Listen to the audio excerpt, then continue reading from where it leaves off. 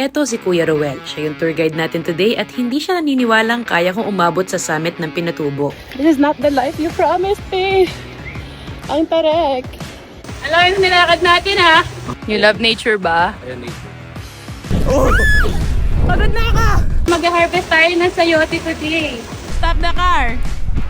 Joke lang. Pero pagkahaba-haba man ng prosesyon, after 15,000 steps, umabot din. Welcome to the Pinatubo Crater Lake via Inararo Trail na meron pang side trip sa Anaan Falls. Sinundo kami ng 5:30 AM sa SM Clark at merong around 1 hour na drive papunta dito sa drop-off point. At doon pa lang sa drive papunta dito, kumota na kami ng tili.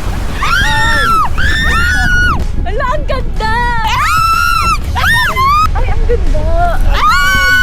Doon na kayo sa loob, ang iingay nyo kasi.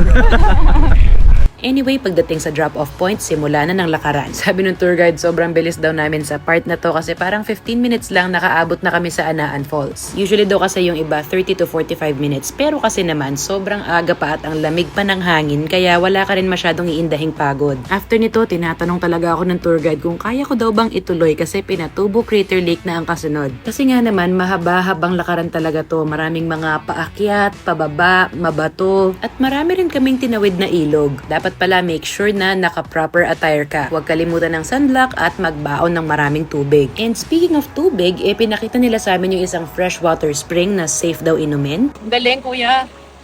Para siyang lasang Sprite na carbonated, wala lang yung tamis. Pwede ba mag-uwi nito? Dadaan pa ba tayo dito balik? Kuha ako magpa-uwi. Yung mga nagpupunta nga raw ditong foreigner talaga nag-uuwi ng bote-bote niyan. Pero nangangalahati pa lang tayo, tuloy-tuloy pa rin sa paglalakad. Meron ditong mga mukhang forest and sa tuwing hihingalin naman kami, medyo magbe-break kami ng ilang minuto. At sa wakas, pag inabot mo itong parang hagdan na to, that's the final stretch. Mga 15 minutes na lang nasa crater ka na. Pero medyo challenging pa rin yan ha, kasi matarik siya. At finally, umabot na rin sa Crater Lake mga ate. Ang ganda dito, sulit ang sunburn at hingal. Salamat sa mga tour guide ng Pinatubo Mountaineero na talagang inalagaan kami paakyat dito. Sa kanila rin kayo pwede mag-book if you want to experience this. Ilalagay ko yung details nila sa comment section. At pagkatapos ng sangkatutak na videos and picture taking dito sa taas, na-realize ko lang we're gonna be needing another 15,000 steps para makabalik sa base. So, good luck!